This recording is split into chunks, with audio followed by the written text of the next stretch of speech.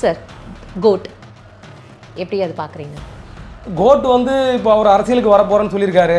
Code வந்து விஜய் சாரோட படமாக இருக்காது, அவர் வந்து வெங்கட் பிரபுவோட படமாக இருக்கும். பாட்டே வந்து எதுவுமே ரீச் ஆகவே இல்லை இல்லையே. மேடம்.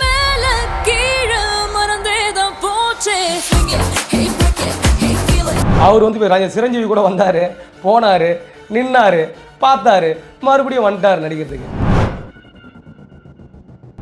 ஒரு சொகுசாக வந்த இவங்களுக்கு தலைவர்களுக்கு தெரியாது. அப்போது இது பார்த்து அந்த வேதனையை பார்த்து இவர் நல்லது செய்யலாம்னு வராரு. அப்போ முடியலைன்னு வச்சுங்களேன், தானாக இவர் நடிக்க வந்துடுவார். அப்போ நான் அவரை வச்சு படம் எடுத்துக்குவேன். சார்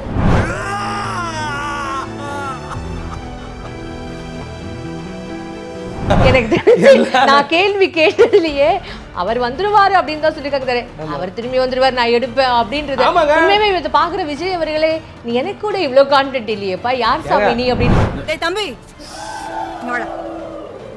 தம்பி உன்னதான்டா வாடா.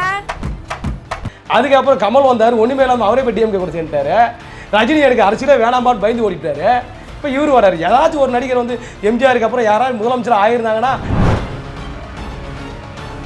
இல்லை இது நமக்கு ஆவாது, நம்ம தெரியாத ஊருக்கு வழி வந்துட்டோம், நம்மளை போய் நம்மளால இருந்ததை பாக்கெட்டில் கிட்ட 4 பசங்களுக்கு கொடுத்துட்டு 4 இளைஞர்களுக்கு கொடுத்துட்டு நம்ம வந்துடலான்னு வந்துடும்.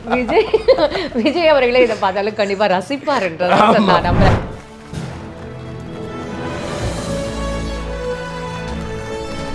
சார், நடிகைகளை இந்த மாதிரியான ஒரு தப்பான ஒரு விஷயமா தான் இப்போ இருக்கிற சமூகங்கள், இப்போ இருக்கிற இந்த சினிமா சமூகம் பார்க்குதா சார்?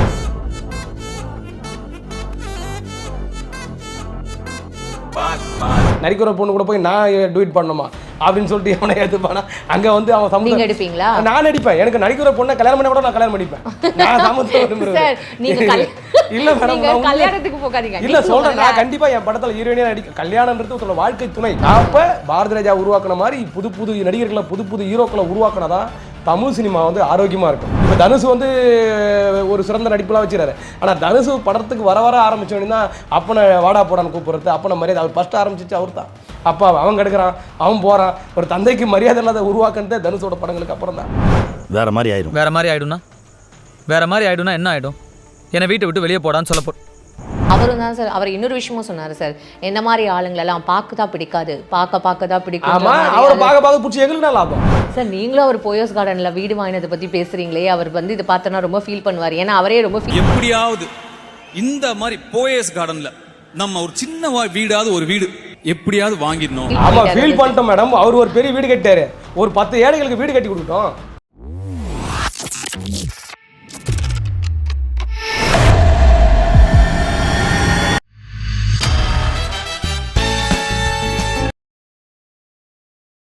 பிபிடி சினிமா நேயர்கள் அனைவருக்கும் வணக்கம். நான் உங்கள் அமிர்தா. இன்னைக்கு நம்மளோட பழங்குடி அந்த படத்தோட இயக்குனர் வந்திருக்காரு. அவர் பேர் என்னன்னா திருப்போரூர் திராவிடன். பேரே ரொம்ப வித்தியாசமா இருக்குல்ல, அவரும் ரொம்ப வித்தியாசமா தான் இருக்காருன்னு நினைக்கிறேன். ஸோ கண்டிப்பாக நம்ம நிறைய விஷயங்கள் கேட்டு தெரிஞ்சுக்கலாம். நிகழ்ச்சிக்கு போகலாம்.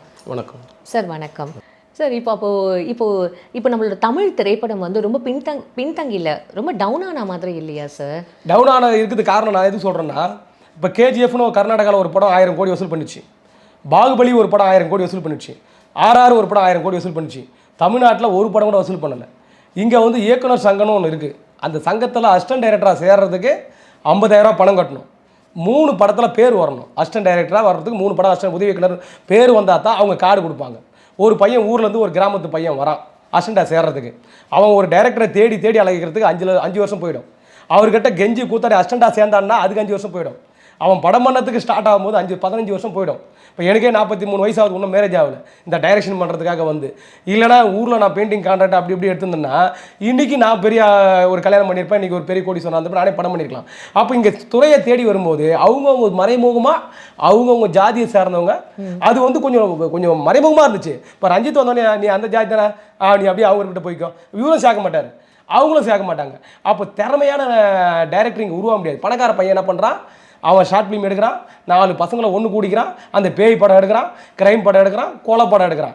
அப்போ நல்ல ஒரு இந்த மக்களோட வரலாற்றையோ இந்த மக்களோட கருத்தையோ சமுதாயத்துக்கு தேவையான கருத்தையோ இல்லை உலகளவில் சினிமாவையோ இங்கே எடுக்க முடியாது. ஏன்னா வணிகம் அவங்களோட சாதியை சார்ந்து யார் படம் எடுப்பான், எவன் இந்த கவர்ச்சித்தின் பாட்டு இப்படி தான் படம் எடுக்க முடியும்.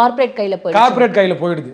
அப்படி சாதாரணமாக எடுக்கிற படத்தையும் வெளியிட முடியல, அதுவும் கார்ப்பரேட் கையில் போயிடுது. சின்ன தேட்டர் வந்து 190 ரூபா டிக்கெட்டு. அப்போ என்ன மாதிரி ஒரு சின்ன பட்ஜெட் படத்துக்கு 190 ரூபா கொடுத்து எப்படி ஒரு குடும்பம் வருவாங்க? அவங்க குடும்பம் படம் பார்த்து போனால் கிட்டத்தட்ட 1000 ரூபா சொல்லிடும். அப்போ இந்த இயக்குனர் சங்கம் என்ன பண்ணணும், சின்ன பட்ஜெட் படத்துக்கு 100 ரூபா முதல் டிக்கெட்டு. அந்த படைப்பாளி சினிமா துறையில் ஒரு 5000 குடும்பம் இருக்குதுன்னா அவங்களுக்கு ஒரு 70 ரூபா போடு, பாஸ் காட்டி சினிமாவுக்கு போகலாம். 70 ரூபா காட்டிக்க, நான் வேலை செய்கிறேன், படத்தை உருவாக்கினேன், எனக்கு 70 ரூபா டிக்கெட்டு கொடு அப்படின்னு கேட்கலாம்.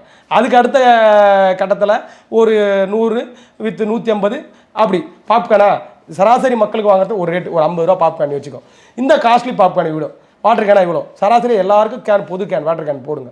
ஒரு பைக் பார்க்கிங்காக 20 ரூபா, சராசரி அவ்வளோ தான். இங்கே 1 ஹவருக்கு 40 ரூபா வாங்குறாங்க. அப்போ இது மாதிரி எல்லாத்தையும் ஏற்றி விட்டு தேட்டருக்கு வரல படம் ஓடலாம், எப்படி ஓடும்? இதனால தான் சினிமா துறையில் யாருக்கும் ஒத்துமையாக இல்லை. இதுலேயும் அரசியல் இருக்குது, இதுலேயும் கட்சி இருக்குது. இன்றைக்கி இருக்கிற இயக்குனர் சங்கத்தில் இருக்கிறவங்களாம் ஏடிஎம்கே கட்சிக்காரங்க, பிஜேபி கட்சிக்காரங்க, இப்போ ஆட்சியில் இருக்கிறவங்க திமுக காரங்க. இவங்க வந்து அவங்ககிட்ட பேசவே மாட்டுறாங்க. அப்போ இயக்குனர்களை வந்து வளர விட மாட்டாங்க, அவங்களுக்கு வந்து பொது வாழ்க்கையை சொல்லிக் கொடுக்க மாட்டாங்க. அப்போ இயக்குனர்களை வந்து எல்லா இயக்குனர்களும் ஒருத்தருக்கு ஒருத்தர் பேச முடியும், ஒரு உதவி இயக்குனர் சாதாரணமாக போய் ஒரு அசிஸ்டன்ட் டைரக்டராக சேர முடியும், அந்த மாதிரி அவங்க படைப்பை படைக்க முடியும் நிலம் வந்துச்சுன்னா தமிழ் சினிமா பெரிய வளர்ச்சி அடையும். இன்னைக்கு தமிழ் சினிமா தான் எல்லாருக்குமே தாயா இருந்தாங்க. இங்கே எல்லாமே இங்கே தான் எல்லா கன்னடா படம், கேரளா படம் எல்லாமே எடுத்தாங்க. இன்னைக்கு இவங்க கிட்ட கற்றுட்டு அங்கே போயிட்டாங்க. இன்னைக்கு ப்ரொடக்ஷன் எடுத்துக்கினா சாப்பாடு போடுற இடத்துல எல்லாமே தெலுங்காரங்க தான், மேக்கப்பில் தெலுங்காரங்க தான். தமிழர் வளர விடாமல் தமிழர்களே பண்ணுறாங்க. சார் இதெல்லாம் ரொம்ப ஒரு ஷாக்கிங்கான ஒரு விஷயமா இருக்குது சார். ஏன்னா ஒரு டைரக்டர் கிட்ட பேசும்போது தான் உங்களோட கஷ்டங்கள் என்ன அப்படின்றது எங்களுக்கு புரியுது. விமர்சனம்ன்றதை எல்லாருமே வைக்கலாம், ஆனால் அதுக்கு பின்னாடி இவ்வளோ வழிகள் இருக்குது அப்படின்றது இப்போ தான் சார் புரியுது. சரி, அப்படி இருக்கும்போது இங்கே பெரிய பட்ஜெட் பண்ணுற படங்கள் இருக்கே சார், இன்னும் பெரிய பட்ஜெட் பண்ணுற ஹீரோஸ்லாம் இன்னுமே வந்து இருக்காங்கல்ல, அப்போ அவங்களாம் வந்து இன்னும் வளர்ந்துக்கிட்டே இருக்காங்க. ஸோ பெரிய பட்ஜெட் படங்கள், பெரிய பட்ஜெட் ஹீரோக்கள், அப்புறம் வந்து டிரெக்டர்ஸ், இவங்க வளர்ந்துக்கிட்டே இருப்பாங்க. இந்த சின்ன பட்ஜெட் படங்கள் எல்லாமே அப்படியே ஸ்டாப் ஆகிடுச்சு. சின்ன பட்ஜெட் படங்களை வந்து ஆசைக்கு எடுத்துக்கலாம், அதில் சம்பாதிக்க முடியாது, அதை வெளியிட முடியாது. 500 படங்கள் கிட்ட இருக்குது. பெரிய பட்ஜெட்டு இப்போ சங்கர் ஒரு அறிவிப்பு வெளியிட்டார், என்னோட பையனை இந்த தமிழ்நாட்டுக்கு நான் தத்து கொடுத்துட்டேன், ஏதோ அவர் சமுதாய சேவை கொடுத்துட்ட மாதிரி. அவரை வந்து நீங்கள் பத்திரமா பாதுகாத்து அவர் சிறந்த இயக்குனராகவோ இல்லை நடிகராகவோ உருவாக்கி கொடுத்துருங்க அப்படின்னு சொல்கிறாரு. அப்போ ஒரு நடிகரும் அவங்க பையனை வந்து சினிமா துறை டாக்டர் படிச்சிருந்தாலும் நீ டைரக்டராக தான் ஆகணும், இல்லை நடிகராக தான் ஆகணும். இப்போ விஜய் அவங்க பையனை வரப்போறாரு, நீ யாராயிரு டைரக்டர் ஆகிடும். ஏன்னா அதில் சீக்கிரம் பணம் சம்பாதிக்கலாம், சொகுசு வாழ்க்கை வாழலாம், 8 மணி நேரம் போய் ஒரு இடத்துல போராட வேண்டிய வேலை இல்லை. அப்போ புதுசாக ஒருத்தனை கை தூக்கி விடுறதுக்கு யாருமே இல்லை. அப்போ கார்பரேட் கையில் போய் மாட்டிட்ட பிறகு இது வந்து ஒரு பெரிய போர்க்களமான விஷயம் இந்த சினிமா. அப்போ ஒருத்தன் போராடி முன்னுக்கு வர்றதுன்றது ஒரு சாதாரண நடக்கிற காரியம் இல்லை. அதுலேயும் சில பேர் போராடிட்டு கல்யாணமும் ஆகாத, வீட்டுக்கும் போக முடியாமல் அப்படியே தன்னோட வாழ்க்கையை இந்த அருணாச்சலம் ரோட்டில் நீங்கள் பார்த்தீங்கன்னா வடபழனியில் சாலிகிராமத்தில் எவ்வளோ பேர் தலையில் எண்ணெய் தேய்க்காமல், சாப்பாடு இல்லாமல், எவ்வளோ பேர் பைத்தியக்காரனா எவ்வளோ பேர் அலையிறாங்க. காரணம் யாருக்கும் உதவி செய்கிறதுக்கு ஆள் இல்லை. இன்னும் ரஞ்சித் இந்த தலித் கொள்கையை சொன்ன பிறகு ஒரு ரெண்டு பேர் வாய்ப்பு நடிப்பு கொடுத்தவொடனே இந்த ஹரின்னு ஒரு தம்பி இருக்காப்புல, ரஞ்சித் படமாக நடிப்பார். இந்த ஜானி படத்தில் அவரோட மெட்ராஸ் படத்தில் ஜானின்னு ஒரு கேரக்டர் பண்ணியிருப்பார். அவரோட படத்தெல்லாம் நடிச்சிருப்பார். அவர் வேறு யாருமே கூப்பிட்றதில்ல. காரணம் இவர் ரஞ்சித்தோட நடிகர், இவர் தலித்து நடிகர் அப்படின்னு ஒதுக்கிட்டாங்க. இப்போ ஒரு டைரக்டருக்காக ஒருத்தர் பண்ணுறாருன்னா அந்த டைரக்டருக்காக மட்டும் தான் அந்த ஆக்டர்ஸ் பண்ண முடியும் அப்படின்ற நிலைமை இவர் முத்தையா நடிகர், இவர் மோகன்ஜி நடிகர்.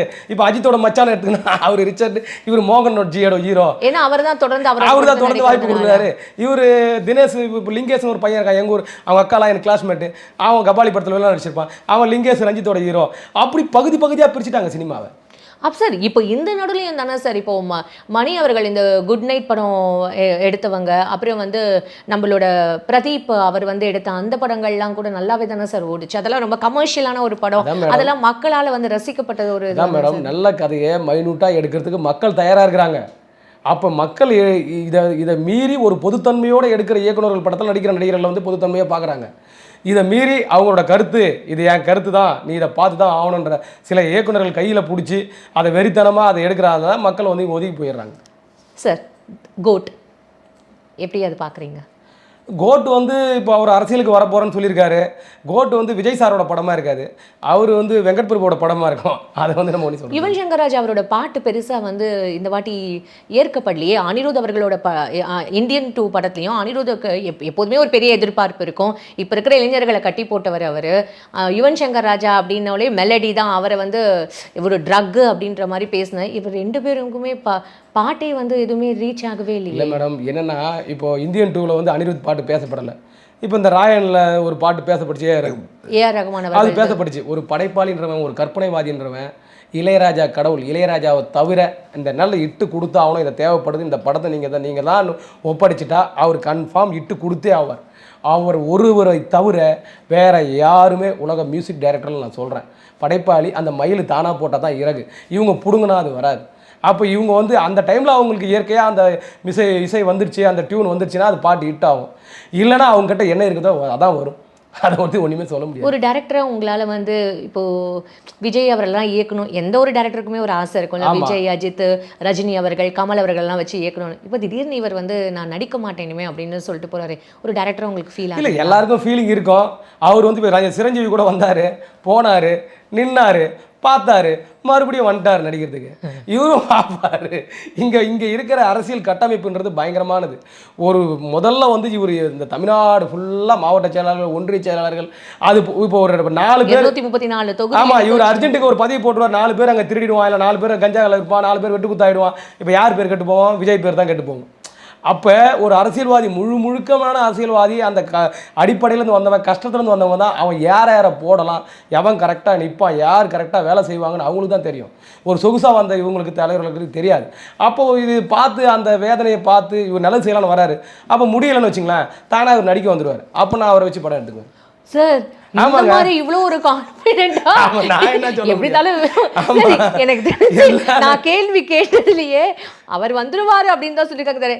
அவர் திரும்பி வந்துருவார், நான் எடுப்பேன் அப்படின்றது. உண்மையுமே இதை பாக்குற விஜய் அவர்களே, நீ எனக்கு கூட இவ்வளவு கான்ஃபிடென்ட் இல்லையேப்பா, யார் சாமி நீ அப்படின்னு. விஜயகாந்த் வந்துருவாரு, முதலமைச்சர் ஆயிடுவாருன்னு சொல்லிட்டு எல்லாரும் தான் போராடினாங்க, எல்லாரும் தான் கூட வந்தாங்க. பாவம் அவர் ஏத்துக்கல. அவரை சிலுக்கு அவர் கட்சியிலேருந்து ஆளுங்க அமைச்சரானாரு, எதிர்கட்சி தலைவராரு பிடிங்கிட்டாங்க. அதுக்கப்புறம் கமல் வந்தார், ஒன்றுமே இல்லாமல் அவரே போய் டிஎம்கே கூட சேர்ந்துட்டாரு. ரஜினி எனக்கு அரசியலே வேணாம்பான்னு பயந்து ஓடிட்டாரு. இப்போ இவர் வராரு. ஏதாச்சும் ஒரு நடிகர் வந்து எம்ஜிஆருக்கு அப்புறம் யாராவது முதலமைச்சர் ஆகியிருந்தாங்கன்னா வந்துடுவாருன்னு கான்ஃபிடென்ட்டாக சொல்லலாம். பார்த்தாங்கன்னா அக்கடை போகிறதோட இக்கடை வந்துடலாம்னு சொல்லிட்டு அழகாக அவங்க பார்ப்பாங்க. சொகுசான வாழ்க்கை, கேரவனு, ஜாடி, நாட்டுக்கு நாட்டு சுற்றலாம். இவனுக்கு கேட்ட ஏன்டா நம்ம திட்டு வாங்கணும், ட்ரோல் பண்ணுவானுங்க, அசிங்கப்படுத்துவானுங்க, குடும்பத்தை அசிங்கப்படுத்துவானுங்க. அதெல்லாம் சமாளித்து சேரும் சகுதி பூரா காலம் ஃபுல்லாக நிற்கலாம். இல்லை இது நமக்கு ஆவாது, நம்ம தெரியாத ஊருக்கு வழி வந்துட்டோம், நம்மளை போய் நம்மளால் இருந்ததை பாக்கெட்டில் இருக்கிறத 4 பசங்களுக்கு கொடுத்துட்டு 4 இளைஞர்களுக்கு கொடுத்துட்டு நம்ம வந்துடலான்னு வந்துடும். விஜய் அவர்களே இதை பார்த்தாலும் கண்டிப்பா ரசிப்பாருன்றதை நான் நம்புறேன். ஏன்னா என் பேர்ல என்னை விட உனக்கு நிறைய கான்ஃபிடன்ஸ் இருக்கேப்பா அப்படின்னு நினைச்சு கண்டிப்பா உங்களை ரசிப்பாருன்னு நான் நம்புறேன். அவர் வந்துக்கிற விஷயம் நல்ல விஷயம், நம்ம அரசியலுக்கு தலைவர் வந்தா முதலமைச்சர் ஆனான்னு சொல்லிட்டு. ஆனா அந்த ஆட்டத்துக்கு இவர் வராரு. அந்த ஆட்டத்துக்கு வர்றதுக்கு முன்னாடியே களப்பணி ஆட்டுறவங்க எவ்வளவு பேர் இருப்பாங்க. அதுதான் தமிழோட அரசியல். பணத்தை வாங்கின்னு இந்த அரசியல் மாறுறது. அப்போ வந்து அது எல்லாத்தையும் சமாளிக்கிறது ஒன்றும் சக்தி வேணும். இப்போ இது இவ்வளோ அழகாக சொல்லும்போது, இப்போ இந்த விஷால் அவர்கள், அப்புறம் வந்து தனுஷ் அவர்கள், சிம்பு அவர்கள், இவங்க எல்லாருக்குமே வந்து இந்த ரெட் கார்டு கொடுத்துருக்காங்க. ஓகேவா, இவங்களாம் வந்து கொடுத்த டைமில் படத்தை நடித்து கொடுக்கல, இல்லை வந்து எங்களை ஏமாற்றிட்டாங்க அப்படின்னு சொல்லிட்டு இந்த ப்ரொடியூசர்ஸ்லேருந்து இந்த மாதிரிலாம் கொடுத்துருக்காங்கல்ல. இந்த மாதிரியான விஷயங்கள் டேரக்டர்ஸ்க்கு எவ்வளோ சேலஞ்சிங்காக இருக்கும் சார்? இல்லை, ஒரு இயக்குனர் வந்து கற்பனையில் கஷ்டப்பட்டு ஒரு சின்ன படத்தை கொடுத்து ஒரு ஹீரோவோட கால் சீட்டு பிடிச்சி நம்ம இந்த நடிகரால் நம்ம பெரிய ஆள் ஆகிடலாம் அப்படின்னு சொல்லி, அதுக்கப்புறம் வந்து அந்த டைரக்டர் போய் கை கட்டி நின்று சாரை வர சொல்லு சொல்லிட்டு டைரக்டரே வரப்போகிறதுல டைரக்டரே கிட்ட போய் நின்னலாம். அந்த ஹீரோவை கத்தில் டைரக்டர் பயந்துன்னு வேண்டியது, ப்ரொடியூசருக்கும் பதில் சொல்ல முடியாமல், ஹீரோவுக்கும் பதில் சொல்ல முடியாமல், சொன்ன டைமில் படம் முடிக்க முடியாமல், தன் கற்பனையை ஒரு பிரசவத்தை வயிற்றில் வச்சுன்னுக்கிற மாதிரி கஷ்டப்பட்டு போராடுற இயக்குனரோட வழி தான் தெரியும். ஒரு ஹீரோ இவ்வளோ சம்பாதிக்கிறீங்க, அதுக்கான டெடிக்கேஷனை கொடுத்து, அதுக்கான டைமிங்கில் கரெக்டாக கொடுத்து, நீ ஒரு வருஷத்துக்கு ஒரு படம் நடிச்சா கூட அந்த படத்துக்குன்னு வந்துட்டுனா உன்னுடைய வேலையை நீ புல்லு முழு மனசோடு செஞ்சுட்டு முழு மனசோடு உன் பணத்தை வாங்கிட்டீங்கன்னா இந்த சினிமாவும் நல்லாயிருக்கும், டைரக்டரும் நல்லா இருப்பாங்க, எல்லாருமே நல்லா இருப்பாங்க. அங்கே வந்து என்டர்டெயின்மெண்ட் பண்ணணும். நான் மறுபடியும் ஒரு ஷெட்யூலுக்கு வந்துட்டு அதில் ஒரு 10 நாள் மறுபடியும் கட் பண்ணிட்டு போகிறது. அப்போ எவ்வளோ பேருக்கு வேலை போகும், எவ்வளோ ப்ரொடியூசருக்கு பணம் போகும், அந்த டைரக்டருக்கு மன உளைச்சல், அந்த மாதிரி இல்லாமல் கரெக்டாக கால் சீட்டு கொடுத்து கரெக்டாக பண்ணாங்கன்னா அது பிரச்சனையே இல்லை. சார், நடிகைகளை இந்த மாதிரியான ஒரு தப்பான ஒரு விஷயமா தான் இப்போ இருக்கிற சமூகங்கள், இப்போ இருக்கிற இந்த சினிமா சமூகம் பார்க்குதா சார்? ஒரு டேரக்டராக நீங்கள் என்ன சார்? இல்லை மேடம், அதெல்லாம் ஒரு காலத்தில் இருந்துச்சு. இப்போ கூட மீனா அவர்களை பற்றியும், இல்லை வந்து இறந்து போன நடிகைகள் பற்றி இப்போ திடீர்னு வந்து பரபரப்பாக பேசப்படுது, இல்லை இப்போ இருக்கிற நடிகைகளை பற்றியும் தப்பான விமர்சனங்கள் வந்து வைக்கப்படுது இல்லை சார்? அவங்களும் எவ்வளோ விஷயங்கள் தாண்டி தானே சார் இந்த அதுதான் இப்போ ஒரு சராசரியோ ஒரு பெண் வந்து இந்த சினிமா துறையில் முன்னுக்கு வராங்கன்னா அது அவ்வளோ பெரிய வழி. அதனால தான் இது சினிமா துறையில் ஹீரோயினியாக வரவங்களாம் யாருன்னு கொஞ்சம் பின்னாடி பார்த்தீங்கன்னா மலையாளத்துலேருந்து, கன்னடாலேருந்து, இல்லை தெலுங்குலேருந்து, பாலிவுட்லேருந்து இப்படி தான் வருவாங்க. ஒரு தமிழ் சமூகத்துலேருந்து, ஒரு ஒடுக்கப்பட்ட குடும்பத்துலேருந்து ஒரு பொண்ணு ஹீரோயினிக்கு எடுத்து எவ்வளோ அழகாக இருந்தாலும் அந்த பொண்ணை ஹீரோயினியை போட மாட்டானுங்க, எடுக்க மாட்டான். இன்னும் அப்படிதான் இருக்கா? இன்னும் நரிக்கிற ஒரு பெண்லாம் எவ்வளோ அழகான பெண்லாம் இருக்குது. நரிக்கிற ஒரு பொண்ணை போய் ஹீரோயினியை போடுப்பா படம் ஓடுன்னு சொல்லிட்டு சொன்னால் எந்த ஹீரோ ஏற்று போய் எந்த டேரக்டர் ஏற்றுப்பா, நரிக்கிற ஒரு பொண்ணு கூட போய் நான் டூட் பண்ணணுமா அப்படின்னு சொல்லிட்டு அவனை ஏற்றுப்பானா? அங்கே வந்து அவன் சமூகம் எடுப்பீங்களா? நான் அடிப்பேன். எனக்கு நடிக்கிற பொண்ணை கல்யாணம் பண்ண கூட நான் கல்யாணம் பண்ணிப்பேன். நான் சமூகத்தில் இல்ல மேடம், கல்யாணத்துக்கு போகாதீங்க. இல்ல சொல்றேன், நான் கண்டிப்பா என் படத்துல ஹீரோயினியா நடிக்க. கல்யாணம்ன்றது ஒருத்தோட வாழ்க்கை துணை, ஓகேங்களா? அப்போ அதையே நான் ஏற்றுக்கணும், நான் சக மனிதராக அவங்கள நினைக்கிறேன். அப்போ அவங்க எந்த சூழ்நிலை இருக்காங்க நான் அவங்கள மாற்றுவேன், என்னை போல் அவங்கள மாற்றுவேன், என்னை போல் வளர்ச்சி கொடுப்பேன். நான் காரில் போக வைப்பேன். எனக்கு ஒரு அழகான பெண் நடிக்கிற பொண்ணு ஹீரோயினி என் படத்தில் அடுத்த படத்தில் நடிக்க வராங்க, நான் நடிக்க வைப்பேன். இப்போ நீங்கள் சொன்னீங்களா பெரிய பெரிய பட்ஜெட்டில் படம், நான் எனக்கு வந்து அடுத்தது எனக்கு பெரிய ஹீரோ படம் கிடச்சா கூட நான் பண்ண மாட்டேன்.